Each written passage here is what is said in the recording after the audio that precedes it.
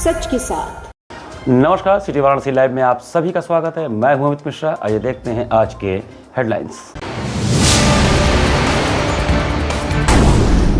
बंगाल के साइबर ठग गिरोह का भंडाफोड़, 2 गिरफ्तार। SMS फॉरवर्डर ऐप से 8,38,000 रुपए की ठगी का हुआ खुलासा। महामहिम राष्ट्रपति द्रौपदी मुर्मू के कथित अपमान को लेकर भाजपा कार्यकर्ताओं ने किया प्रदर्शन, जलाया पश्चिम बंगाल के मुख्यमंत्री ममता बनर्जी का पुतला। कैनेडियन युगल ने वाराणसी में रचाई शादी, गंगा किनारे भारतीय परंपरा के तहत एक दूजे के हुए यानिक और मानो। और इलेक्ट्रिसिटी संशोधन बिल 2025 के खिलाफ बिजली कर्मचारियों का प्रदर्शन। और अब समाचार विस्तार से। राष्ट्रपति द्रौपदी मुर्मू के कथित अपमान को लेकर भाजपा कार्यकर्ताओं ने विरोध प्रदर्शन करते हुए ममता बनर्जी का पुतला फूंका। राष्ट्रपति द्रौपदी मुर्मू के कथित अपमान को लेकर वाराणसी में भारतीय जनता पार्टी कार्यकर्ताओं ने विरोध प्रदर्शन किया। इस दौरान कार्यकर्ताओं ने पश्चिम बंगाल की मुख्यमंत्री ममता बनर्जी का पुतला फूंककर अपना आक्रोश व्यक्त किया।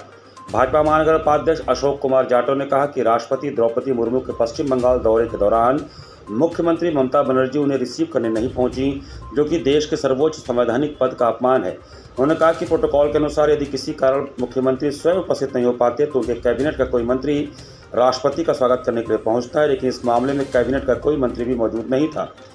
भाजपा नेताओं ने आरोप लगाया कि यह घटना न केवल राष्ट्रपति का बल्कि अनुसूचित जनजाति समुदाय का भी अपमान है। उन्होंने ममता बनर्जी से इस मामले में इस्तीफा देने की मांग की। प्रदर्शन के दौरान भाजपा कार्यकर्ताओं ने नारेबाजी करते हुए कहा कि राष्ट्रपति जैसे सर्वोच्च पद का सम्मान हर हाल में बनाए रखा जाना चाहिए। इस दौरान एडीएम सिटी के माध्यम से बीजेपी कार्यकर्ताओं ने डीएम को ज्ञापन भी सौंपा और बंगाल में राष्ट्रपति शासन लगाने की मांग की। एक गरिमा की बात है और वो खुद एक स्वयं महिला हो करके एक महिला की गरिमा को ठेस पहुंचा रही हैं। इसकी इस छोटी सोच, उनकी ओछी सोच को मैं बहुत ही कटु वचन में निंदा करती हूँ। आज हम लोगों ने इस ममता बनर्जी जी के इस विचारधारा का विरोध किया है। उस विषय में हम लोगों ने पुतला उनका दहन किया है, क्योंकि उनको ये भी समझ में आए कि वो अपने दायरा में रहे। हर इंसान की एक गरिमा होती है, उस गरिमा से बाहर कार्य अच्छी बात नहीं होती, क्योंकि सभी का सम्मान सर्वोपरि होता है।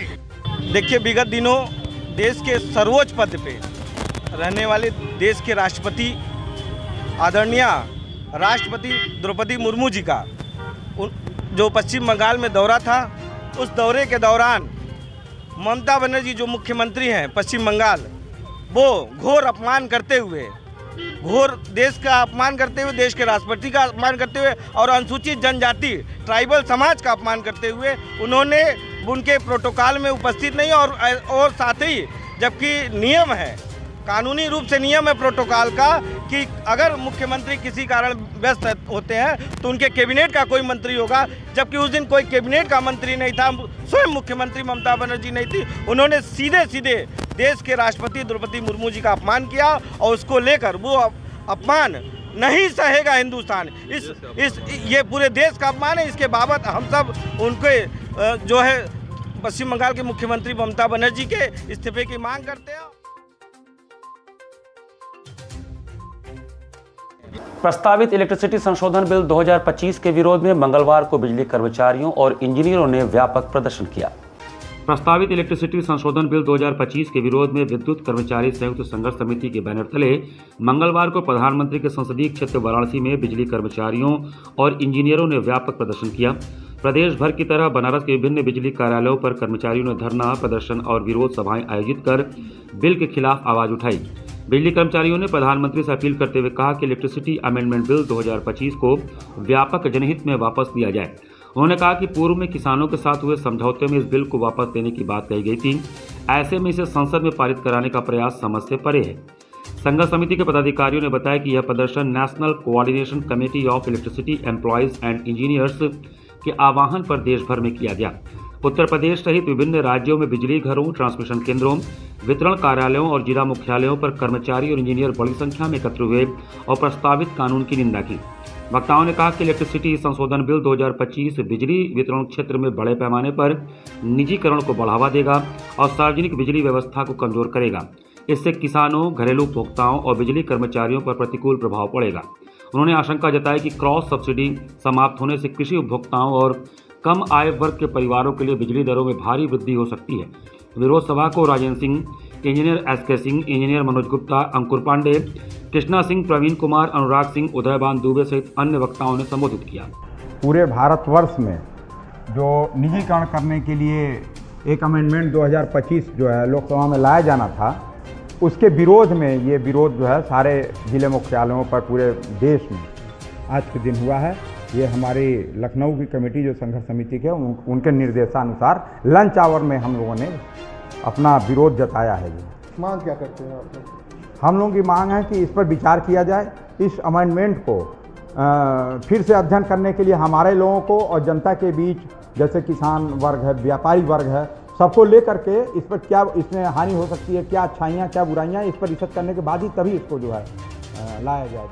वाराणसी की साइबर क्राइम टीम ने ट्रोजन SMS फॉरवर्डर एप्लीकेशन के जरिए लोगों से ठगी करने वाले एक अंतर्राज्यीय गिरोह के सरगना सहित 2 सदस्यों को गिरफ्तार किया। पुलिस कमिश्नरेट वाराणसी की साइबर क्राइम टीम को एक बड़ी सफलता मिली है। टीम ने ट्रोजन SMS फॉरवर्ड एप्लीकेशन के जरिए लोगों से ठगी करने वाले एक अंतर्राज्यीय गिरोह के सरगना सहित 2 सदस्यों को गिरफ्तार किया है। यह गिरफ्तारी पश्चिम बंगाल के अंडालपोर रेलवे स्टेशन से की गई है। अपराधियों के पास से ठगी में इस्तेमाल किए गए महंगे मोबाइल फ़ोन और 1.5 लाख रुपए नकद बरामद किए गए हैं। पूछताछ में इनका संबंध झारखंड के कुख्यात जामताड़ा से भी पाया गया है। पीड़ित से 8,38,000 की ठगी का मामला 5 जनवरी 2026 का है, जब रामनगर के मच्छरहट्टा बाजार निवासी व्यवसायी अनूप गुप्ता ने साइबर क्राइम थाने में शिकायत दर्ज कराई। उन्होंने बताया कि साइबर अपराधियों ने उनके बैंक खाते से 8,38,402 रुपये निकाल लिए हैं। इस शिकायत पर थाना साइबर क्राइम में मुकदमा पंजीकृत कर जांच प्रभारी निरीक्षक उदयवीर सिंह को सौंपी गई। पुलिस आयुक्त मोहित अग्रवाल के निर्देश पर मामले के खुलासे के लिए एक विशेष टीम गठित की गई। टीम ने इलेक्ट्रॉनिक सर्विलांस और डिजिटल फुटप्रिंट की मदद से तकनीकी जांच शुरू की। कड़ी मशक्कत के बाद आरोपियों का सुराग लगा, जिसके बाद पश्चिम बंगाल के अंडालपो इलाके में दबिश देकर सभी 2 आरोपियों को गिरफ्तार कर लिया गया। गिरफ्तार आरोपियों ने पूछताछ में ठगी का तरीका बताया। वे अपराधी बैंक और RTO चालान भुगतान से जुड़े फर्जी डिजिटल फ्लायर बनाकर लोगों को भेजते थे। इन फ्लायर के साथ एक कूटरचित APK फाइल ट्रोजन ऐप भी भेजी जाती थी। यह ऐप पीड़ित के मोबाइल में इंस्टॉल होते ही उसके फ़ोन का पूरा एक्सेस और आने वाले सभी SMS अपराधियों को फॉरवर्ड करने लगता था। इसके बाद अपराधी SMS बॉम्बर से लगातार मैसेज भेजकर पीड़ित को भ्रमित रखते थे और उसी दौरान उसके बैंक खाते से रकम निकाल लेते थे। निकाली गई रकम को टेलीग्राम वॉट के जरिए हासिल किए गए म्यूल खातों में भेजकर कार्डलेस पेमेंट से निकाल लिया जाता था। गिरफ्तार आरोपियों में नागेश्वर मंडल और अक्षय मंडल उर्फ पिंटू का नाम प्रमुख है। ये दोनों फिलहाल पश्चिम बंगाल के अंडाल इलाके में रह रहे थे, लेकिन इनका मूल पता झारखंड के जामताड़ा जिले से है। प्रारंभिक जांच में पता चला है कि नागेश्वर मंडल पहले भी जामताड़ा में साइबर ठगी के एक मामले में वांछित रह चुका है। पुलिस टीम अन्य आरोपियों के आपराधिक इतिहास की जांच में जुटी है। जब हमने गिरफ्तारी करी तो इनके पास से करीब 1.5 लाख रुपए मिले और 15 मोबाइल फ़ोन्स मिले जो इन्होंने सेकेंड हैंड खरीदे थे, जिनकी कीमत करीब 8 लाख रुपए है। और इन्होंने ये भी बताया कि जैसी APK फाइल से OTP इनके पास फॉरवर्ड होता था तो ये SMS बॉम्बार्डर या फिर बॉम्बर का यूज़ करते थे, ताकि जो विक्टिम है वो कंफ्यूज हो जाए कि ये OTP आ किससे रहे और इग्नोर कर दे, ताकि ये अपनी जालसाजी में सफल हो पाए। ये जो 2 लोग हैं ये जामताड़ा से बिलोंग करते हैं। जब इनसे पूछताछ की गई तो इन्होंने बताया इसमें जो एक बंदा है, जो एक लड़का है नागेश्वर मंडल, ये पहले भी जेल जा चुका है, साइबर फ्रॉड में ही गया है। इसने बताया कि जामताड़ा में जो हॉटस्पॉट्स है वहाँ पे APK फाइल्स का काफ़ी बड़े लेवल पे ये चीज़ हो रही है। वहीं से इन लोगों ने सीखा और कैसे APK फाइल के माध्यम से कैसे फ्रॉड किया जा सकता है, वहीं से पता। शिवपुरवा मोहल्ला सिगरा में अरविंद नामक 25 वर्षीय युवक के आत्महत्या कर लिए जाने से कोहराम मच गया। सिगरा थाना क्षेत्र के शिवपुरवा मोहल्ले में एक युवक द्वारा आत्महत्या का मामला सामने आया है। मृतक की पहचान 25 वर्षीय अरविंद के रूप में हुई है। घटना की जानकारी मिलते ही परिवार में कोहराम मच गया। पारिवारिक कलह मुख्य वजह बनी है। मृतक के पिता राजेंद्र प्रसाद ने बताया कि अरविंद और उसकी पत्नी के बीच अक्सर विवाद और झगड़ा होता रहता था। राजेंद्र प्रसाद के अनुसार उसके 3 पुत्र थे और अरविंद दूसरे नंबर का था और बचपन से ही वह अपने मामा के घर सिगरा के शिवपुरवा क्षेत्र में रहता था। बीती रात उसने अपने परिजनों से फ़ोन पर बात किया था। उसके परिजन लंका थाना क्षेत्र के भगवानपुर इलाके में रहते हैं, जहां पर उनके मकान का निर्माण कार्य चल रहा है। पारिवारिक कलह की वजह से उसने नायलॉन की रस्सी के सहारे पंखे से लटक कर आत्महत्या कर लिया। अरविंद पेशे से ड्राइवर था और गाड़ी चलाता था। अरविंद की एक छोटी बेटी भी है। घटना के समय अरविंद की पत्नी अपने मायके पेशाब मोचन गई थी। पिता को घटना की जानकारी सुबह करीब 11 बजे मिली, जब वे अपनी ड्यूटी पर थे। पुलिस इस मामले की जांच कर रही है। घटना की सूचना पर पहुंची फॉरेंसिक टीम की मौजूदगी में पुलिस ने शव को नीचे उतरवाया और शव को पोस्टमार्टम के लिए भेज दिया गया। परिजनों का रो रो कर बुरा हाल है। घटना की सूचना मिलते ही क्षेत्र में सनसनी फैल गई और मोहल्ले के लोग घटनास्थल पर इकट्ठे हो गए। ये हमारा बेटा था। अच्छा, आत्महत्या करने वजह क्या करीब हुआ? यही तो मालूम नहीं चल रहा है। मियाँ बीवी झगड़ा आए दिन करते थे। हम लोग रुक गए थे उनके शादी से। तो ये शादी कैसे की थी? लव मैरिज या अरेंज मैरिज? लव मैरिज क्या आई थी वो? ये बात क्या है, पिता मिशन की रहने वाली है, ऐसे शादी हो गया, लव मैरिज, आए दिन झगड़ा हैं। इनके बच्चे भी हैं? हाँ, छोटी सी एक लड़की है। भारतीय आस्था और संस्कृति के प्रति प्रेम और श्रद्धा रखने वाले कनाडा के यानिक और मानो ने वाराणसी के गंगा तट पर सनातन परंपरा के अनुसार विवाह रचाया। आस्था और भारतीय संस्कृति के प्रति प्रेम की एक अनोखी मिसाल उस समय देखने को मिली जब कनाडा से आए यानिक और मानो ने वाराणसी में गंगा तट पर सनातन परंपरा के अनुसार विवाह रचाया। लगभग 12,200 किलोमीटर की दूरी तय कर यह जोड़ा काशी पहुंचा और मणिकर्णिका तीर्थ स्थित रत्नेश्वर महादेव मंदिर के सामने पूरे विधि विधान से विवाह किया। विवाह समारोह के दौरान दोनों दूल्हा दुल्हन भारतीय पारंपरिक वेशभूषा में नजर आए। दूल्हे यानिक ने पारंपरिक धोती कुर्ता और साफा पहना, जबकि दुल्हन मानो ने लाल रंग की साड़ी और पारंपरिक आभूषण धारण किए। गंगा तट पर मंत्रोच्चार और वैदिक रीति रिवाजों के बीच यह विवाह समारोह संपन्न हुआ। विवाह के दौरान यानिक और मानो ने भारतीय संस्कृति और सनातन परंपरा के प्रति अपनी गहरी आस्था व्यक्त की।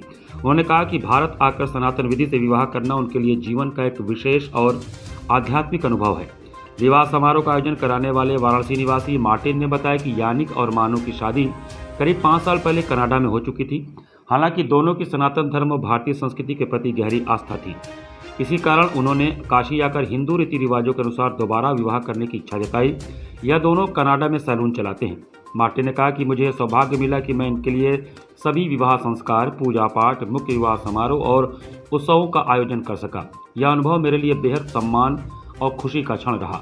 यहाँ पर वक्त तो चला छोटे से ब्रेक का। बने रहिए सिटी वाराणसी लाइव के साथ। वाराणसी लाइव, सच के साथ। स्वामी हरसिवानंद पब्लिक स्कूल छात्र छात्राओं हेतु वातानुकूलित छात्रावास की सुविधा, हर तिमाही युक्त खेल का मैदान, इंडोर गेम आउटडोर गेम की सुविधा, जिम, योगा, ध्यान की विशेष कक्षा, एनसीसी एबीसी सर्टिफिकेट तथा करियर काउंसलिंग की सुविधा, विज्ञान कला तथा कॉमर्स के साथ वैकल्पिक विषयों की एक लंबी श्रृंखला, कम फीस में उत्कृष्टतम अध्ययन की व्यवस्था, शहर के सभी क्षेत्रों में बस की सुविधा, विज्ञान, कंप्यूटर तथा सभी आधुनिकतम प्रयोगशाला उपलब्ध, audio video classes. Swami Harsivanand public school and hostel, शिक्षण समूह, शाखाएं Garhwa Ghat, Ramna, Varanasi. Phone number 9554995413, Jagatganj Varanasi. Phone number 7408457111, Banpurwa, Ramna, Varanasi. Phone number 9554955412, railway station road, Churk, Sonbhadra. Phone number 7081109710, Marsara, Ghorawal, Sonbhadra. Phone number 954963199495 एवं Swami Harsivanand Mahavidyalaya, Churk, Sonbhadra. Phone number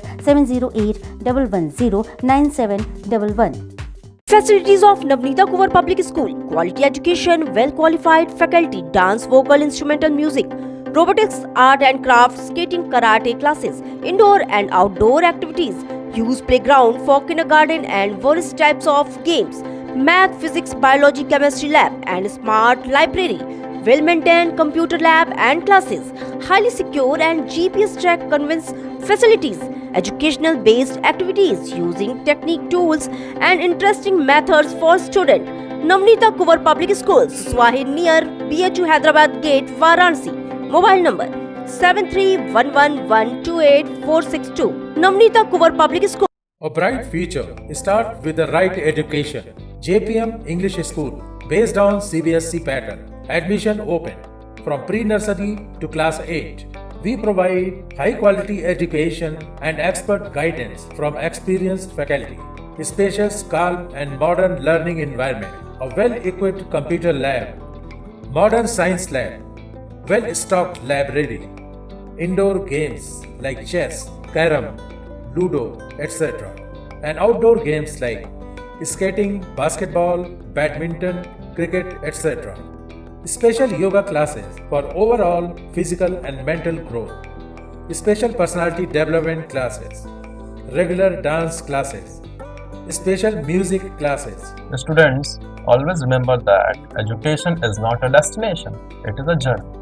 So never stop, keep pushing yourself to achieve your goals. Enroll today to JPM English School, Ganganagar Colony, Badaun, Varanasi. Call us at 700-7655-355. आधुनिक शिक्षा की नई परिभाषा। International Hindi school Nagwa, Lanka, Varanasi. CBSE से मान्यता प्राप्त nursery से लेकर 12वीं तक की कक्षाएं, जहां शिक्षा तकनीकी सुविधाओं से पूरी तरह लैस है। स्मार्ट डिजिटल क्लासरूम्स और एसी कक्षाओं संग वेल क्वालिफाइड टीचर्स छात्रों को उत्कृष्ट शिक्षा प्रदान करते हैं। Well equipped robotics lab, biology lab, chemistry lab, physics lab एवं स्पेसिफिक आइंस्टाइन लैब और सॉइल टेस्टिंग लैब, जहां छात्रों को प्रयोगात्मक ज्ञान और नए आविष्कारों की समझ मिलती है। संस्कृत और जर्मन भाषा की कक्षाएं, जहां नई भाषाओं से आपका परिचय होता है। वहीं विशाल कंप्यूटर लैब से तकनीकी शिक्षा का सही और सटीक मार्गदर्शन मिलता है। एक संस्थान जहां छात्रों के शारीरिक और मानसिक विकास के लिए योग, नृत्य और संगीत के बेहतरीन शिक्षण और प्रशिक्षण उपलब्ध है। इंडोर गेम्स और आउटडोर गेम्स छात्रों को मानसिक ताजगी और शारीरिक शक्ति प्रदान करते हैं। विशाल पुस्तकालय, अनुभवी और योग्य शिक्षक, जहां हर छात्र को मिलता है व्यक्तिगत ध्यान और मार्गदर्शन। हमारे पास है सुविधाजनक परिवहन व्यवस्था, ताकि आपके बच्चे स्कूल आसानी से पहुंच सके। इंटरनेशनल हिंदी स्कूल में अपने बच्चों को बेहतर भविष्य की दिशा दिखा। The institution directed and controlled from USA. Give me your children. We will work very hard and turn them into responsible, hard-working and bright citizens of India. That's what India needs. सच के साथ। Break के बाद आपका स्वागत है। देश की प्रथम महिला अध्यापिका एवं नारी मुक्ति आंदोलन की प्रणेता सावित्रीबाई फुले जी की पुण्यतिथि पर अपना दल एस द्वारा श्रद्धांजलि सभा एवं समीक्षा बैठक का आयोजन किया गया। देश की पहली महिला अध्यापिका एवं नारी मुक्ति आंदोलन की प्रणेता महान समाज सेविका सावित्रीबाई फुले जी की पुण्यतिथि के अवसर पर कनेरी मोहनसराय स्थित अपना दल एस पार्टी के जिला कार्यालय पर आयोजित विधानसभा स्तरीय मासिक समीक्षा बैठक के उपरांत रोहनिया विधायक डॉक्टर सुनील पटेल ने पार्टी के पदाधिकारी व कार्यकर्ताओं के साथ सावित्रीबाई फुले के चित्र पर पुष्प अर्पित कर नमन करते हुए श्रद्धांजलि दिया। विधायक डॉक्टर सुनील पटेल ने सावित्रीबाई फुले जी के सामाजिक योगदान, विशेषकर महिला शिक्षा और समाज सुधार के क्षेत्र में उनके ऐतिहासिक कार्यों को याद करते हुए उनके आदर्शों पर चलने का संकल्प दिलाया। इस अवसर पर वक्ताओं ने कहा कि सावित्रीबाई फुले जी ने उस समय महिलाओं को शिक्षा और अधिकार दिलाने के लिए संघर्ष किया जब समाज में इसके लिए अनुकूल वातावरण नहीं था। इनका जीवन समाज के लिए प्रेरणा का स्रोत है। कार्यक्रम में उपस्थित पार्टी पदाधिकारियों व कार्यकर्ताओं ने उनके बताए मार्ग पर चलकर समाज में शिक्षा, समानता और सामाजिक न्याय के मूल्यों को आगे बढ़ाने का संकल्प लिया। कार्यक्रम में मुख्य रूप से रोहनिया के विधायक डॉक्टर सुनील पटेल, राष्ट्रीय सचिव व रोहनिया विधानसभा प्रभारी मेघनाथ पटेल, ब्लॉक प्रमुख प्रतिनिधि डॉक्टर महेंद्र सिंह पटेल, जिलाध्यक्ष राजेंद्र पटेल, रोहनिया विधानसभा अध्यक्ष बसंत लाल पटेल, रोहनिया विधानसभा अध्यक्ष युवा मंच संत राज पटेल, जिला महासचिव राजकुमार वर्मा, जिला महासचिव श्याम बली पटेल, विधानसभा मीडिया प्रभारी रामधन मास्टर साहब, जिला सचिव सकल नारायण मास्टर, जोन अध्यक्ष आदर्श पटेल, जोन अध्यक्ष डॉक्टर प्रेम पटेल, सेक्टर अध्यक्ष भरत पटेल, दशमी पटेल, बेचू पटेल, पारस पटेल, शंभू पटेल, सोमनाथ पटेल, भूलन पटेल, आदिल खान आदि पदाधिकारी व कार्यकर्ता उपस्थित रहे। सावित्रीबाई फुले के चित्र पर माल्यार्पण कर उनके जीवन चरितार्थ पर चर्चा हुआ और पार्टी के निर्देशानुसार भानुप्रिया पटेल जी के मार्गदर्शन पे उनके जीवन चरितार्थ को समाज में जन जन तक पहुँचाने के लिए हम लोगों ने संकल्प लिया, जो भानुप्रिया पटेल जी का निर्देश था। आज पूरे वाराणसी जनपद के रोहनिया विधानसभा के सभी कार्यकर्ताओं ने इस पे आज सावित्रीबाई फुले के विचारों को संकल्पित रूप से जन जन तक पहुँचाने के लिए संकल्प। सुप्रसिद्ध कवि प्रोफेसर श्री प्रकाश शुक्ला की कविताओं के चयन झुकना किसी को रोकना है पर केंद्रित एक परिचर्चा का काशी हिंदू विश्वविद्यालय में आयोजन हुआ। युवा आलोचक डॉक्टर विंध्याचल यादव के संपादन में राजकमल प्रकाशन से प्रकाशित सुप्रसिद्ध कवि प्रोफेसर श्री प्रकाश शुक्ल की कविताओं के चयन झुकना किसी को रोकना है पर केंद्रित एक परिचर्चा का आयोजन हिंदी विभाग काशी हिंदू विश्वविद्यालय के रामचंद्र शुक्ल सभागार में हुआ, जिसकी अध्यक्षता प्रोफेसर सुरेंद्र प्रताप ने किया। उन्होंने श्री प्रकाश शुक्ला को काशी की संस्कृति में गहरे धंसा हुआ व्यक्ति और कवि बताया। मुख्य वक्ता प्रोफेसर कृष्ण मोहन ने कहा कि श्री प्रकाश शुक्ल जीवन वैविध्य व पक्षधरता के कवि हैं। प्रोफेसर प्रभाकर सिंह ने श्री प्रकाश शुक्ल की कविताओं के देशज यथार्थ की पहचान की, उनकी गृहस्थी के भीतर लिखी पत्नी केंद्रित कविताओं को महत्वपूर्ण माना। डॉक्टर प्रीति त्रिपाठी ने पुस्तक पर केंद्रीय वक्तव्य दिया। उन्होंने श्री प्रकाश शुक्ला के काशी बोध को रेखांकित किया। आत्म वक्तव्य श्री प्रकाश शुक्ला ने दिया। उन्होंने कहा कि कविता उनके लिए बहुरूपात्मक जीवन से संवाद है, यह परस्पर जीवन की अंतरक्रिया भी है। संपादकीय वक्तव्य डॉक्टर विंध्याचल यादव ने देते हुए कहा कि श्री प्रकाश शुक्ल की कविताओं में चेतना का उज्ज्वल पक्ष है। संचालन डॉक्टर महेंद्र प्रसाद कुशवाहा ने किया। धन्यवाद जूही त्रिपाठी ने दिया। स्वागत अंजनी मिश्रा ने किया। कार्यक्रम में professor Binda Paranjape, professor Baliraj Pande, professor Kingshan Patel, कथाकार शिल्पी doctor Lahri Ram Meena, doctor Narendra Mishra, professor Suresh Jahangir, doctor Shailendra Singh के साथ अनेक छात्र उपस्थित थे। नई पौध को, नए पेड़ को तब तक आप नहीं लगा सकते जब तक आप झुकेंगे नहीं, और वही पेड़ 10 साल बाद जब लहलहाता है तो आप झुक के नहीं, तन करके देखते हैं। ये इसका बीज शब्द है कि झुकना बहुत ही सकारात्मक है, स्वीकारात्मक है और मानवीय स्पंदन का धड़कता हुआ मानव व्यवहार है, उस अर्थ में इसको प्रयोग किया गया है। पीएम श्री कंपोजिट विद्यालय परशुरामपुर मिर्जापुर के लगभग 50 विद्यार्थियों ने स्वामी हरसेवानंद पब्लिक स्कूल वनपुरवा में शैक्षिक भ्रमण किया। मंगलवार को पीएम श्री कंपोजिट विद्यालय परशुरामपुर विकासखंड नारायणपुर जनपद मिर्जापुर के लगभग 50 छात्र छात्राओं का दल स्वामी हरसेवानंद पब्लिक स्कूल वनपुरवा रमना वाराणसी में शैक्षणिक भ्रमण पर पहुंचा। यह भ्रमण ट्यूनिंग कार्यक्रम के अंतर्गत दूसरी बार आयोजित किया गया, जिसका उद्देश्य दोनों विद्यालयों के विद्यार्थियों के बीच शैक्षिक अनुभवों और अधिगम की नई विधियों का आदान प्रदान करना था। ज्ञातव्य हो कि पहला भ्रमण 12 फरवरी को हुआ था, जिसमें विज्ञान, गणित और हिंदी भाषा विषय पर आपसी संवाद आयोजित किया गया था। विद्यालय पहुंचने पर अतिथि विद्यार्थियों का स्वागत विद्यालय परिवार द्वारा किया गया, जिसके बाद छात्रों ने विद्यालय की विभिन्न प्रयोगशालाओं, कक्षाओं तथा शैक्षणिक गतिविधियों का अवलोकन किया। इस दौरान विद्यार्थियों ने पाठ्यचर्या, संवादात्मक शिक्षण तथा अधिगम की नई नई बारीकियों को समझा और आपस में अपने अनुभव साझा किए। कार्यक्रम के अंतर्गत विद्यार्थियों के बीच संवाद सत्र भी आयोजित किया गया, जिसमें दोनों विद्यालयों के छात्रों ने पढ़ाई की नवीन तकनीकों, अनुशासन, समय प्रबंधन तथा सहपाठी अधिगम से जुड़े विचारों का आदान प्रदान किया। इसमें बच्चों में सीखने की उत्सुकता और सहयोग की भावना को बढ़ावा मिला। पीएम श्री विद्यालय के प्रधानाचार्य सुभाष प्रसाद सिंह ने बताया कि इस प्रकार के शैक्षिक भ्रमण से विद्यार्थियों को व्यवहारिक ज्ञान, आत्मविश्वास तथा व्यापक शैक्षिक दृष्टिकोण प्राप्त होता है।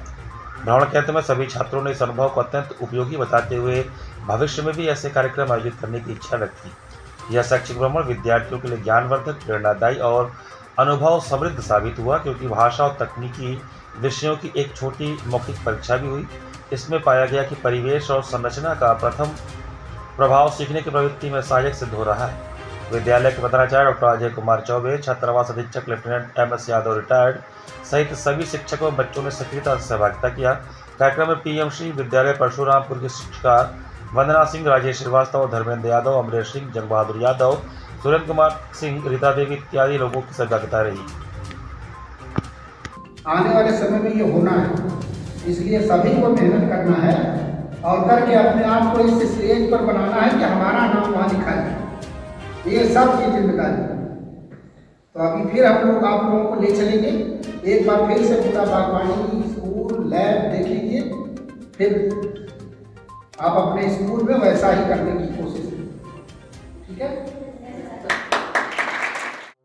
अर्काधाम द्वारा समाज के आध्यात्मिक, शैक्षिक और स्वास्थ्य विकास के उद्देश्य से नई शाखा के स्थापना की घोषणा की गई। भारत समाज के आध्यात्मिक, शैक्षिक और स्वास्थ्य विकास के उद्देश्य से अर्काधाम द्वारा वाराणसी में एक नई शाखा की स्थापना की घोषणा की गई है। यह शाखा भारतीय संस्कृति, वैदिक परंपरा और समग्र मानव कल्याण को समर्पित एक बहुआयामी केंद्र के रूप में विकसित की जाएगी। इस प्रस्तावित अर्काधाम वाराणसी परिसर में अनेक महत्वपूर्ण संस्थाएं स्थापित किए जाएंगे, जिनमें प्रमुख रूप से गुरुकुल विद्यालय, आयुर्वेदिक अस्पताल, गौशाला, ध्यान एवं योग केंद्र, अतिथि गृह, होटल तथा आध्यात्मिक एवं सांस्कृतिक गतिविधियों के लिए विशेष परिसर शामिल होंगे।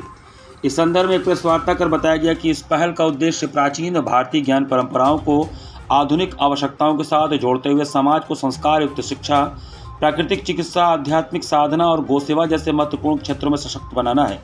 गुरुकुल प्रणाली के माध्यम से विद्यार्थियों को वैदिक शिक्षा के साथ साथ आधुनिक विषयों का भी समन्वित ज्ञान प्रदान किया जाएगा। वहीं आयुर्वेदिक अस्पताल प्राकृतिक उपचार पद्धतियों द्वारा जनसामान्य को स्वास्थ्य लाभ उपलब्ध कराएगा। गौशाला के माध्यम से गौ संवर्धन एवं जैविक कृषि को बढ़ावा दिया जाएगा, जबकि ध्यान केंद्र लोगों को मानसिक शांति, योग एवं आध्यात्मिक उन्नति के लिए एक पवित्र वातावरण प्रदान करेगा। साथ ही आने वाले श्रद्धालुओं एवं अतिथियों की सुविधा के लिए एक सुसज्जित अतिथि गृह होटल का भी निर्माण किया जाएगा। अर्काधाम का यह अध्यात्म, सेवा और संस्कृति के समन्वय का एक अद्वितीय उदाहरण बनेगा, जो वाराणसी की पवित्र भूमि पर समाज के विभिन्न वर्गों के लिए प्रेरणा और कल्याण का केंद्र सिद्ध होगा। कि काशी में एक आश्रम की स्थापना की जाएगी, जिसमें स्कूल खोला जाएगा, अस्पताल खोला जाएगा, गौशाला होगी और सनातन और हिंदुत्व से जुड़ी हुई जितनी भी कार्यक्रम है वो किए जाएंगे। क्योंकि गुरु जी का उद्देश्य है लोगों को जोड़ना, समाज की प्रगति करना और समाज के विशेषकर पिछड़े जो लोग हैं उनके लिए कुछ उत्थान का काम करना।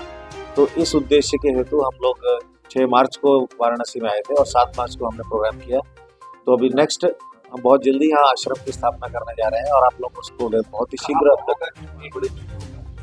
अभी कम से कम 20 से 30 एकड़ जमीन चाहिए जैसा आपने प्लान बनाया है। स्कूल में, अस्पताल और वेद गुरुकुल उसका बहुत बड़ा हाईलाइट रहेगा और गौशाला तो मिनिमम 25 से 30 एकड़ जमीन हम लोग देख रहे हैं।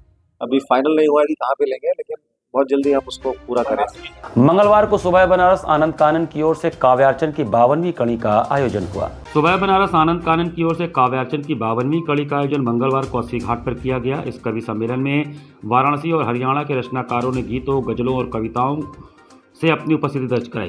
काशी की वरिष्ठ रचनाकार बीना त्रिपाठी की अध्यक्षता में कवि सम्मेलन की शुरुआत काशी के जया टंडन ने अपने काव्य पाठ से किया। उन्होंने रोटी की महिमा पर आधारित अपनी रचना का पाठ किया। इसके बाद हरियाणा से आमंत्रित अतिथि रचनाकार नेम सिंह ने ओजपूर्ण रचनाओं से श्रोताओं को सोचने पर विवश कर दिया। महिला और पुरुष दोनों पर केंद्रित अपनी रचना में दोनों की विशेषताओं का वर्णन किया। राष्ट्र के लिए कुर्बान होने वाली नारियों से लेकर समाज के लिए समर्पित तो पुरुषों की व्यथा भी उनकी रचनाओं में मुखर हुई। काव्यार्चन का संचालन कर रही प्रोफेसर वत्सला श्रीवास्तव ने भी नारी पर केंद्रित रचना का प्रभावी काव्य पाठ किया। अध्यक्षीय काव्य पाठ करते हुए नगर की वरिष्ठ रचनाकार बीना त्रिपाठी ने महिलाओं के संघर्षपूर्ण जीवन को अपने भावों के साथ अभिव्यक्त किया। आरंभ में रचनाकारों का स्वागत राजलक्ष्मी मिश्रा मन ने किया। कवियों कवित्रियों को माल्यार्पण सूर्यकांत त्रिपाठी और मधुबाला सिंह ने दिया।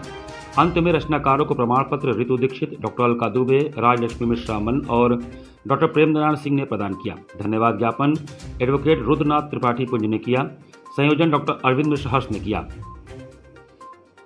डॉक्टर तपन राय, सुमिधा बरार, अनन्या भट्टाचार्य एवं तरुणिमा राय ने इस अवसर पर घाट संध्या के अंतर्गत कथक नृत्य की मनमोहक प्रस्तुति दी। गाजियाबाद से आए कलाकारों के 3 ताल में पारंपरिक कथक प्रस्तुत किया। तोड़ा, टुकड़ा, तिहाई परन आदि का प्रदर्शन किया।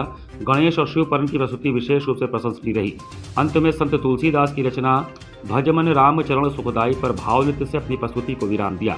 इस सत्र का संचालन डॉक्टर प्रेमनारायण सिंह ने किया। अक्षर तू है, शब्द तू ही है और तू ही वर्णों की माला, शीतल भी तू, निर्मल भी तू और तू ही अग्नि की ज्वाला। गंगा का पावन जल तू, धारा की ध्वनि कलकल तू, योद्धाओं की प्रसूता भी और माँ का निर्मल आंचल तू। गुरु भी तू है, शिष्य तू ही है, राज दिखाने वाली भी तू, पतझड़ भी तू ही बसंत है और वृक्ष की डाली भी तू।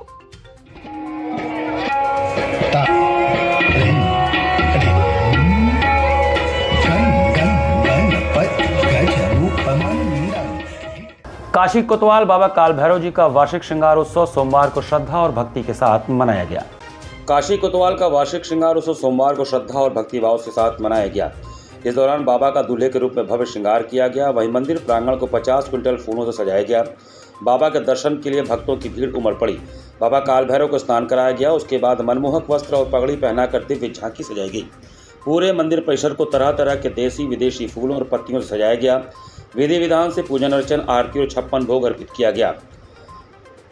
काल भैरव मंदिर को 50 क्विंटल फूलों से सजाया गया। मंदिर के प्रवेश द्वार पर गुफा आकार में विशेष सजावट की गई थी। तरह तरह के फूलों से सजावट के बाद मंदिर की आभा दिव्य और भव्य दिखाई दे रही थी। सुबह से लेकर रात तक लाखों भक्तों ने बाबा के दर्शन किए। शाम के वक्त बाबा की महाआरती की गई। काशी कोतवाल काल भैरव के दर्शन के लिए सुबह से ही भक्तों की कतार लगी रही। मंदिर के पट खुलते ही पूरा इलाका जयकारे से गूंज उठा। भक्तों ने लाइन में लगकर बाबा का दर्शन पूजन कर सुख समृद्धि की कामना की। दिन चढ़ने के साथ ही भक्तों की कतार लंबी होती गई। दोपहर तक लगभग 1 किलोमीटर लंबी लाइन लग गई थी। काशी विश्वनाथ नगर कॉलोनी एवं बैजनाथ धाम नगर कॉलोनी अमरा में भव्य होली मिलन समारोह का आयोजन हुआ। अमरा लाठियां स्थित काशी विश्वनाथ नगर कॉलोनी एवं बैजनाथ धाम नगर कॉलोनी वासियों की होली मिलन समारोह का भव्य आयोजन हुआ, जिसमें उपस्थित लोगों ने डीजे की धुन पर डांस के साथ महिलाओं और बच्चों ने कई खेलों में भाग लिया। इस अवसर पर कार्यक्रम के मुख्य अतिथि वरिष्ठ समाज सेवी योगेंद्र नाथ तिवारी, विशेष अतिथि समाज सेवी डॉक्टर गणेश मिश्रा रहे। कार्यक्रम की शुरुआत कॉलोनी वासियों ने दूसरे को अबीर गुलाल लगाकर बधाई दी। फिर फगुआ गीत नृत्य से होली मिलन समारोह को और खूबसूरत बना दिया। कार्यक्रम के संयोजक विवेक सिंह ने कहा कि इस प्रकार के कार्यक्रम से लोगों में प्रेम, सौहार्द के साथ आत्मविश्वास और रचनात्मकता का बढ़ावा मिलता है। अतिथियों का स्वागत अमित पाठक व डॉक्टर आलोक तिवारी ने किया। कार्यक्रम का संचालन सीमा सिंह ने किया। अंत में धन्यवाद ज्ञापन अमिता पाठक ने दिया। इस अवसर पर मुख्य रूप से राजेश सिंह, डिम्पल, जया मिश्रा, गणेश मिश्रा, यूएल करण, अनिल तिवारी, मोनी सिंह, डॉक्टर आलोक तिवारी, संजय सिंह, अभिभावक एवं अन्य गणमान्य लोग उपस्थित थे। इसी के साथ सिटी वाराणसी लाइव का ये संस्करण हम यही समाप्त करते हैं। मुझे दीजिए आज्ञा। नमस्कार।